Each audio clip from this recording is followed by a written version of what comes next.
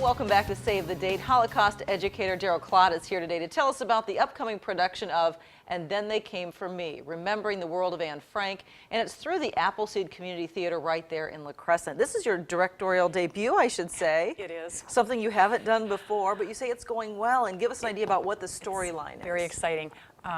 Playwright James Still was commissioned to write a play about Anne Frank, but not just about Anne Frank. The group wanted it to be written about Anne and her friends, people who knew her.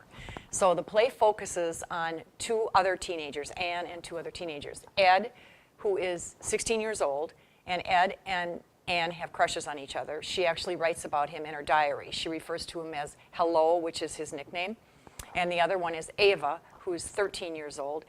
And Ava and her family go into hiding at the same time that the Frank family goes into hiding in the annex. And ultimately, both families are betrayed, and Ava's family is sent to Auschwitz, and her brother and her father do not survive, but Ava and her mother do survive. Her mother, interestingly enough, marries Otto Frank, who was the only survivor from the annex. Ed actually survives because his family sends him to Brussels, Belgium to hide with his grandparents. So you have the action on stage of these three teenagers and the families, and up on the screen, two huge screens are mounted on the stage, and you have old Ed, who survived, who's actually alive today. He's 88 years old, lives in New York, and Ava, who survived, is 85 years old, lives in London. And you have the action on the stage, and then you have these two survivors telling what they lived through.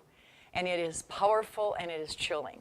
And I believe that every person who walks out of that play is going to be affected and is going to make the decision to not be a bystander when they see an injustice occur. Very interesting. You said it's very moving, too. It is so moving and powerful. I just can't get over how wonderful it is. There's not a weak character in it.